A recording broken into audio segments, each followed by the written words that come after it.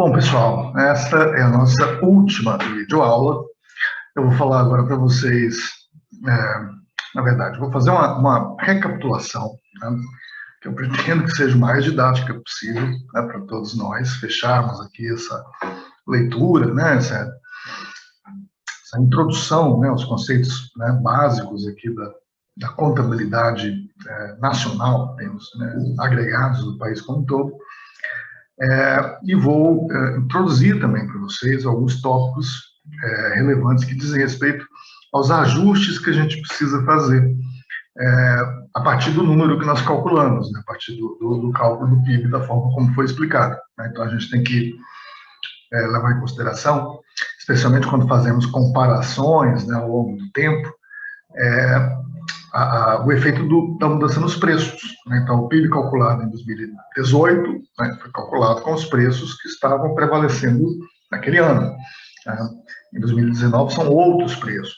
Então, o PIB de 2019, quando ele é comparado diretamente, né, ou seja, em valores correntes ou nominais, como a gente chama, ele vai estar refletindo tanto o fato de que as quantidades produzidas mudaram, como o fato de que os preços mudaram, né? Então, eu vou rapidamente, né, demonstrar para vocês como é que a gente faz esse tipo de ajuste. Também vou falar de um outro tipo de ajuste, que é o ajuste sazonal. Tá? Mas antes, vamos fazer uma rápida recapitulação geral aqui dos conceitos que a gente apresentou nas videoaulas anteriores. Tá? Então, vamos lembrar.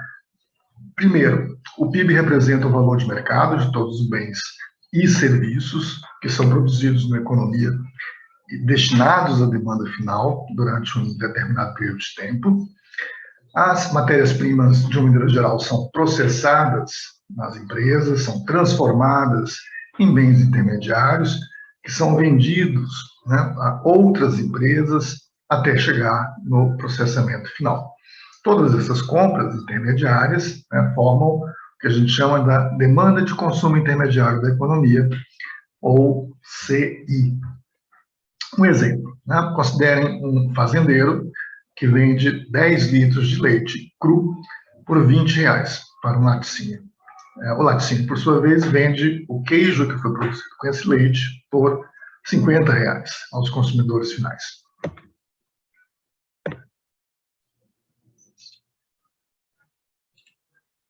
O valor de produção, né, da economia como um todo, considerando aqui duas atividades, né, agropecuária, a produção do leite, a outra atividade, a indústria de transformação, onde, né, é feita a fabricação do laticínio, né. O valor da produção da economia como um todo inclui, né, as duas atividades, a produção do leite e do queijo. Portanto, vai ser igual a R$20 do queijo e R$50 do laticínio. Total, R$70. Entretanto, né, o valor do leite cru, chamado consumo intermediário, já está incluído no preço do queijo.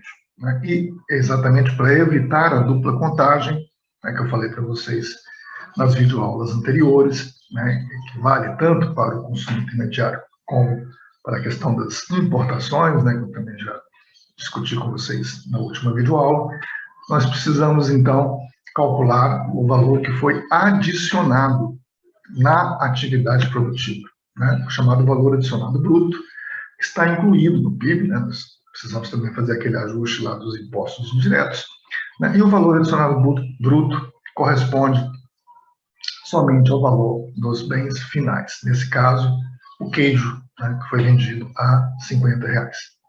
Pela ótica da produção, uma maneira de calcular o valor de todos os bens e serviços finais é somar o valor agregado em cada estágio da produção. Então, nós poderíamos fazer, né, no caso do queijo, o valor agregado pelo fazendeiro no primeiro estágio da produção. Supondo que ele não tenha adquirido, né, quaisquer outros bens intermediários, aqui para facilitar esse exemplo didático, né, o valor adicionado corresponderia aos próprios R$20, né, do leite cru produzido. Já o valor agregado pelo laticínio do segundo estágio da produção vai ser a diferença entre o preço do queijo, o valor da produção, e o gasto que foi feito com o consumo intermediário de leite. Então, a gente pode calcular né, que o valor adicionado bruto do fazendeiro, né, foi de R$ 20, e o valor adicionado bruto do laticínio foi de R$ 50, o preço do queijo, subtraído do custo, né, do bem intermediário consumido no processo de produção, leite cru, os 20, que dá o total de 30. Né? Portanto, né, quando a gente considera a economia como um todo, a soma do valor adicionado em cada etapa de produção será sempre equivalente ao valor de todos os bens e serviços finais. Nesse exemplo simplificado, a soma do valor adicionado do fazendeiro com o valor adicionado do laticínio vai ser igual ao preço do bem final, o queijo. Então, esse é o primeiro grande, né, tópico de recapitulação que a gente precisava tratar, né, a questão da dupla contagem, né, como é que a gente considera o cálculo do valor adicionado pela ótica da produção, como que esse cálculo ele resulta, né, na identidade fundamental das contas nacionais, na igualdade do valor adicionado em todas as atividades com o valor dos produtos finais, né, destinados à demanda final. Um outro ponto que a gente tratou, que é importante recapitular, diz respeito ao tratamento de fluxos e estoques. O PIB é uma variável de fluxo. Nós dizemos que o PIB de Minas Gerais correspondeu a 600 bilhões de reais por ano, ou aproximadamente 150 bilhões de reais por trimestre. Né? Um fluxo vai representar sempre uma quantidade que é mensurada por unidade de tempo. Um estoque representa uma quantidade que é mensurada num determinado momento do tempo. Um bem produzido em determinado período, por exemplo, um automóvel que foi produzido no ano de 2020, mas que foi vendido apenas no período seguinte, em 2021, vai ter o seu valor computado no PIB do ano em que ele foi produzido, de 2020. Né? E ele vai ser adicionado ao estoque registrado em 31 de dezembro do ano de 2020. A regra que nós adotamos para o tratamento dos estoques considera que a empresa, entre aspas, né, comprou de si mesmo o produto que não foi vendido e estocado. Né? Pois os salários dos trabalhadores que montaram esse carro foram pagos, ou seja, houve geração de renda com a produção. E o gasto correspondente é anotado como um acréscimo ao estoque da economia no ano de 2020. Quando esse automóvel for vendido posteriormente, né, 2021, ele não vai fazer parte do PIB de 2021, ele já foi computado no PIB de 2020. Né? Seria uma dupla contagem. Essa operação, então, é classificável como uma transferência da propriedade de um ativo que já existe, né, e é registrado como uma diminuição total dos estoques da economia. Por isso que, quando a gente trata da revenda de bens usados, né, e de situações nas quais nós precisamos calcular o valor que está sendo gerado, né, pela atividade produtiva, mas o produto ou o serviço final não é vendido no mercado, não tem um preço definido no mercado, nós precisamos fazer imputações de valor. Né? Então, vamos pegar agora o exemplo de um carro que foi vendido em 2020, mas que o seu proprietário resolve revendê-lo no ano seguinte. Né? Não tem diferença nenhuma do estoque, né, que ficou registrado no caso da empresa, quando o produto não tinha sido vendido. Né? Da mesma forma, esse automóvel que foi comprado em 2020, ele está computado no PIB do ano de 2020, e no ano seguinte, 2021, ele apenas trocou de mão. Né? Então, o ativo já existia, apenas a sua propriedade que foi alterada. E, portanto, né, o que nós podemos concluir é que quando um produto que estava estocado é vendido, o tratamento contábil que nós aplicamos, né, é semelhante ao da revenda de um bem usado. Né? Ou seja, a revenda de bens usados em si não cria valor, é uma transferência da propriedade de ativos que já existiam na economia.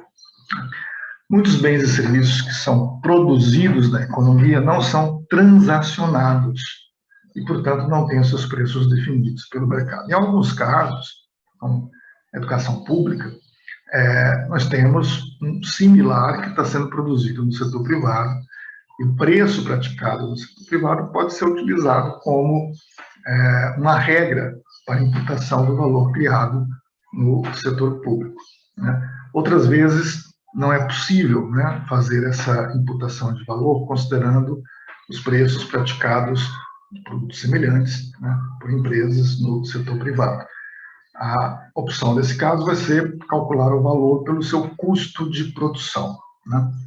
Cada caso é definido, né, por questões operacionais, o que for mais prático, né, mais ao alcance do possível, acaba sendo o procedimento adotado, então, para fazer o cálculo dos valores nesse tipo de situação, né?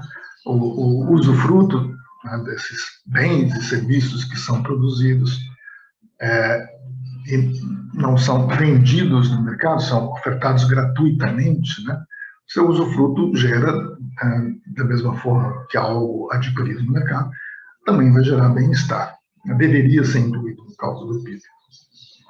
Em alguns casos, então, a gente faz isso com uma imputação de valor. O exemplo mais comum desse tipo de situação são os serviços, chamados serviços de moradia, né? Qual que é o aluguel, né, que está sendo usufruído pelo proprietário do imóvel que reside, né, no imóvel próprio, né? O que se faz, então, é considerar o aluguel praticado no mercado, né, para um imóvel em condições de localização, enfim, de tamanho, enfim, de comodidades semelhantes, né? No caso dos serviços prestados pelo governo, como a defesa, educação, saúde públicas, nós fazemos uma imputação de valor pelo custo de produção. Por questões, princípios teóricos, né, algumas coisas que são produzidas, que a gente poderia, né, tentar fazer a imputação de valor, deveria entrar no cálculo do PIB, mas que por questões operacionais foi decidido, né, que não dá ainda para fazer isso, não dá para levar isso em consideração. Os exemplos mais comuns dizem respeito à limpeza do lar, cuidado com crianças e idosos, que são prestados pelos membros da própria família, né, sem que isso, obviamente, seja transacionado, sem que haja uma remuneração, né, pela prestação desse serviço, né. Aqui, em alguns países, né, já existiriam, né, informações suficientes para que os estatísticos tentassem fazer uma estimação, pelo menos aproximada, desse valor, né? São países que realizam de forma frequente, regular, né, as chamadas pesquisas de uso do tempo, né? São pesquisas domiciliares. Nós temos, não semelhante ao que a gente faz aqui com as pesquisas nacionais por amostra de domicílios no Brasil, a gente tem uma amostra representativa, né, de domicílios. Os entrevistadores, né, do órgão de estatística, né, entram em contato, né, com os moradores, né, dos domicílios e coletam informações acerca do uso do tempo, né, a parte do tempo dedicado a lazer, a parte dedicada aos cuidados do lar e assim por diante, né. Então, a gente tem essa situação da limpeza, né, de um domicílio por uma pessoa que é uma empregada contratada, né, para realizar esse serviço doméstico, né. É uma operação transacionada no mercado, né, e é fácil, relativamente fácil de operacionalizar, né, de descobrir qual que é esse valor. Esse cálculo é incorporado no PIB. Já o serviço que é prestado pelo próprio membro da família, né, sem que isso seja cobrado, embora em alguns países, né, seja possível a gente conseguir com alguma razoabilidade, né, produzir uma estimativa desse valor, para muitos países isso não é possível, né? E acho que principalmente por essa questão, uma questão de operacionalidade, não ser possível implantar, né, na maioria dos países do mundo, que as recomendações internacionais da ONU ainda não incorporaram, né, esse tipo de serviço como parte do PIB, embora do ponto de vista teórico, né, devesse fazer parte. Bom, a questão dos preços, né? O valor dos bens e serviços produzidos é sempre medido ou imputado aos preços que são correntemente praticados no mercado. Nós chamamos esse valor, esse resultado, de PIB nominal, ou PIB a valores correntes, a preços correntes. E esse número ele pode aumentar ao longo do tempo, né, no mesmo país, seja porque as quantidades produzidas foram alteradas com o passar do tempo, geralmente estão aumentando, seja porque os preços também, né, aumentaram, né, a média, né, costuma ter quantidade maior de preços aumentando do que diminuindo, né. O PIB, então, calculado dessa maneira, embora ele seja importante por uma série de estatísticas, né, que são fundamentais, por exemplo, nas finanças públicas, é para calcular a razão entre o endividamento do governo, né, e o PIB que está sendo gerado na economia, ele não representa um bom indicador para avaliar a evolução da produtividade da sociedade ao longo do tempo. Um indicador mais eficiente precisaria levar em conta a evolução da produção dos bens e serviços destinados ao uso final, né, a satisfação das necessidades materiais, dos desejos de consumo da população, mas sem que isso fosse influenciado pelas variações dos preços. E para eliminar esse efeito das variações dos preços, os economistas utilizam o chamado PIB real, né, que corresponde ao valor dos bens e serviços produzidos em diferentes períodos, né, mas que são calculados utilizando-se um conjunto constante de preços. O que nós chamamos de deflator implícito do PIB é a razão entre o PIB nominal e o PIB real, e vai refletir sempre o que está acontecendo com o nível geral de preços da economia. Dessa maneira, é possível decompor a variação do PIB nominal ao longo do tempo na parte que resulta da variação do PIB real e na parte que resulta da variação dos preços. O deflator, então, por definição, ele é obtido pela divisão do PIB nominal pelo PIB real, rearranjando aqui os termos, né? Isso é a mesma coisa que dizer que o PIB nominal, né, é obtido pela multiplicação do PIB real e do deflator, né, e, portanto, a variação proporcional do PIB nominal, ela corresponde à soma da variação proporcional do PIB real e da variação proporcional do deflator. Até a revisão, né, metodológica de 1993, né, a terceira grande revisão metodológica das recomendações internacionais sobre como deveria ser feito o cálculo do PIB, né, no System of National Accounts, né, da ONU, né, o PIB real era calculado com preços da estrutura de ponderação que eram fixados num determinado período base, né, e com atualizações que aconteciam de tempos em tempos. Então, nós tínhamos o cálculo do PIB dos Estados Unidos, ou do Brasil, de qualquer país, né, aos preços de um determinado, por exemplo, aos preços de 1980. Né, e aí a gente calculava o PIB de 80, de 81, 82, 83, 84, 85, 86, aos preços de 1900, preços constantes de 1980. Com isso, a gente conseguia ter essa ideia aproximada, né, da variação em termos reais e da variação devida à mudança dos preços ao longo do tempo. Mas o que os economistas perceberam? Né? Que, passado algum tempo, né, o ano base, né, no qual esses preços são fixados constantes, né, precisava ser atualizado. Então, de 1980, por exemplo, para 1987. E aí, toda a conta era refeita. Então, fazia o cálculo do PIB de 1980 aos preços de 1987, de 81, 82, 83, 84, 85, 86, 87, 88, 89 e assim por diante. Eu tinha uma nova, né, série de valores para o PIB real, e o que a gente percebe, né, é que, especialmente quando o ano em que esses preços são mantidos constantes está muito distante um do outro, né, da atualização, isso acabava produzindo mudanças até expressivas nas taxas de variação do PIB real que eram calculadas. E para evitar esse problema, né, foi definido então que o PIB passaria a ser calculado em termos reais de forma encadeada.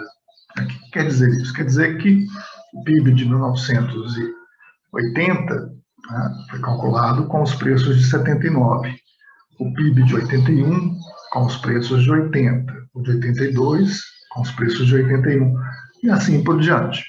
Com isso, não tem mais o problema da atualização do ano, né, em que os preços são mantidos constantes, né? E essa passou a ser, então, a prática usual, né, pela grande maioria dos países do mundo, né? Então, a partir do manual de 1993, né, para cada ano passou-se a adotar os preços médios que foram praticados no período imediatamente anterior, né? Assim, a estrutura de ponderação passou a ser atualizada a cada ano. De novo, né, correndo o risco de ser repetitivo, mas propósito didático, vamos pegar um exemplo, né? Os preços médios de 2020 foram utilizados para mensurar o crescimento real em 2021. Os preços médios de 2019 foram utilizados para mensurar o crescimento real do PIB em 2020, né? E assim por diante. As diversas taxas de crescimento calculadas para cada ano são, então, consolidadas, né, para formar um encadeamento que pode depois ser utilizado para comparar a produção real dos bens e serviços entre quaisquer duas datas, né? Por exemplo, de 2012 até 2019, enfim, para o período que for de interesse aqui da análise que esteja sendo feita. Esse novo indicador do PIB real, né, chamado ponderado em cadeia, tem a vantagem de garantir que os preços utilizados para calcular o PIB real nunca estejam muito desatualizados, né? Mas é um pequeno probleminha, a gente não consegue ter tudo, né, do melhor ao mesmo tempo, né? Tem sempre um trade-off envolvido, né? A gente teve esse ganho que é muito mais importante, há um pequeno custo, né, que foi o da chamada perda da propriedade de aditividade entre os componentes do PIB, né? O que isso quer dizer? Isso quer dizer que não é adequado que eu calcule a variação do PIB real dos seus componentes, por exemplo, o consumo das famílias, o consumo do governo, o investimento, as exportações, as importações, e faça a soma dessas variações para obter o resultado do PIB real, né? Eu preciso fazer separadamente para cada componente e para o total, de forma a evitar que aconteça esse problema.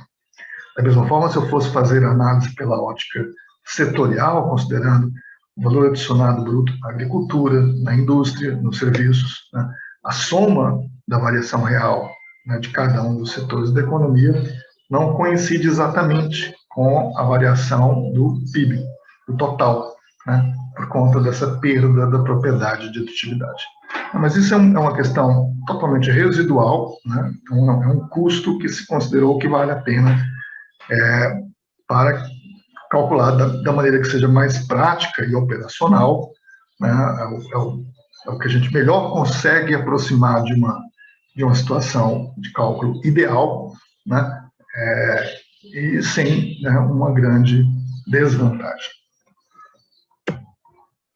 Por último, a gente precisa considerar também a questão do ajuste sazonal, né? Uma vez que o PIB real e outros indicadores de renda refletem o desempenho da economia, os economistas estão interessados em estudar as flutuações variáveis, né, em períodos que muitas vezes têm duração inferior a um ano, né, podendo ser meses ou trimestres. Entretanto, né, a grande maioria dos indicadores econômicos exibem padrões sazonais regulares ao longo do ano. Né? Não é de surpreender que seja assim. As lavouras, por exemplo, têm a sua colheita concentrada apenas em determinados meses. As pessoas têm preferências sazonais, né, para o período de usufruto de férias ou para a realização de compras no Natal, né, por exemplo. Né? E quando os economistas estudam as flutuações do PIB real, eles desejam eliminar a parcela da flutuação que é decorrente de variações sazonais previsíveis. E é por isso que nós fazemos o cálculo dessas estatísticas de forma ajustada sazonalmente.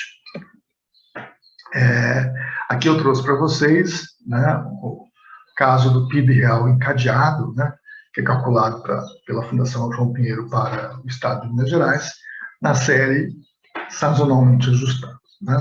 Vejam que a gente tem aqui, né, no formato de uma serrilha, né, ou seja, primeiro, segundo, terceiro, quarto trimestre de cada ano, sempre com a produção maior no segundo e no terceiro trimestres, né, a evolução do PIB real trimestral de Minas Gerais. Né?